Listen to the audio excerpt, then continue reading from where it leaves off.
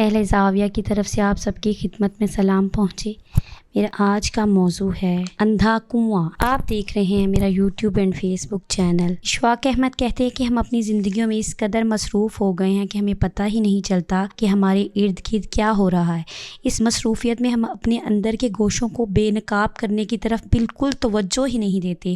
حالانکہ ہم اپنے وجود کا یا اپنا مطالعہ کریں تو ہم پر ایسے بہت سے راز افشا ہوں گے جن کا ہمیں پہلے علم ہی نہیں تھا۔ تصوف والے خاص طور پر اپنی ذات کے مطالعے پر بہت زور دیتے ہیں۔ اشفاق احمد کہتے ہیں کہ ایک بار میں نے جہانگیر کے مقبرے کا وزٹ کیا تو وہاں پر ایک پرانا اندھا کنواں بھی ہے۔ ہمیں کہا گیا کہ اسے بھی ضرور دیکھیے گا۔ ہم نے پروفیسر صاحب سے کہا کہ آپ ہمیں یہاں کنواں دکھانے خواہ مخواہ ہی لے آئے ہیں، یہاں تو کچھ نظر ہی نہیں آتا۔ وہ کہنے لگے کہ واقعی چیز تو اجاگر نہیں ہو رہی، لیکن رکو ٹھہرو کچھ کرتے ہیں۔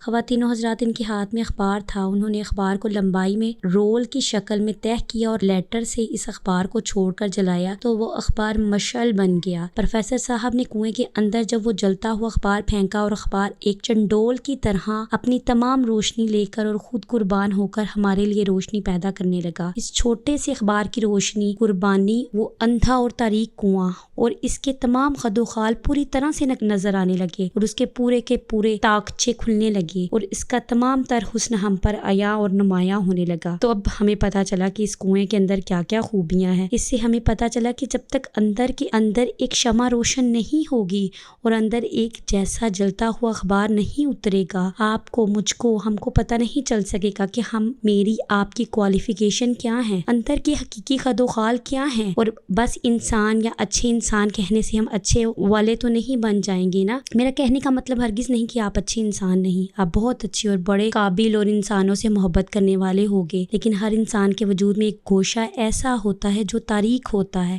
اس کا شاید صحیح طرح سے کبھی پتہ ہی نہیں چلتا۔ انسان میں موجود کچھ صلاحیتیں ایسی ہوتی ہیں جنہیں خود باہر نکالنا پڑتا ہے۔ اگر انہیں تصرف میں نہ لایا جائے تو وہ خزانہ ویسے کا ویسا ہی چھپا رہتا ہے اور اتنی ہی حفاظت میں رہتا ہے جس طرح ہم اپنے بچپن میں اپنی نانی اور دادی اماؤں سے سنا کرتے تھے کہ خزانہ کے اوپر اتنے کالے اور شیشناگوں کا پہرا ہوتا ہے اور ان شیشناگوں سے وہ خزانہ یا دولت کا انبار حاصل کرنے کے لیے بڑی تعداد میں گرم تیل کے کڑاہے درکار ہوتے ہیں جو ان ناگوں کے اوپر پھینکے جاتے ہیں تو اس سے چھٹکارا حاصل ہو جاتا ہے اور وہ خزانہ ہاتھ آئے۔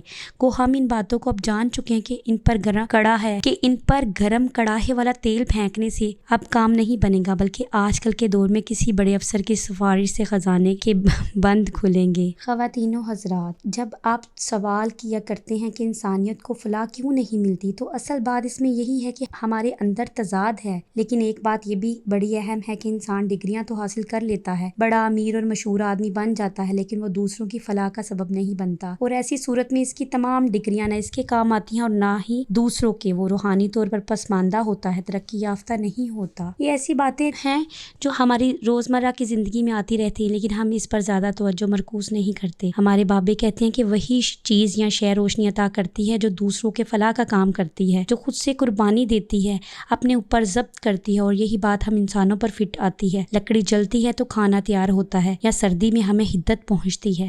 آم کا درخت اپنی شاخوں پر بڑے آموں کا بوجھ برداشت کرتا ہے تو ہمیں گرمیوں میں آم کھانے کو ملتے ہیں، اور اگر ہم انسان قربانی دیتے ہیں تو دوسروں کی فلاح کرتے ہیں، چاہے وہ قربانی کسی مردے کو بچانے کے لیے ایک بوتل خون کی ہو یا محض کسی کو تسلی دینے کی، اپنا تھوڑا وقت لوگوں کے نام کرنا ہو، یا کسی اور انداز میں۔ کہا جاتا ہے کہ دنیا بڑی مادر پرست ہو گئی ہے۔ آخر میں اس امید، تمنا اور دعا کے ساتھ اجازت چاہوں گا کہ آپ اپنی ذات کو ٹٹولیں گے اور اپنے اندر کے اندھے کنویں کو اپنی ہمت، عزم اور دوسروں سے محبت اور لوگوں کو فائدہ پہنچانے کے جذبے کے ساتھ اس آگ لگی اخبار کے لبکے کی طرح روشن کرنے کی کوشش کریں گے۔ اللہ آپ کو آسانیاں عطا فرمائے اور آسانیاں تقسیم کرنے کا شرف عطا فرمائے۔ اللہ حافظ۔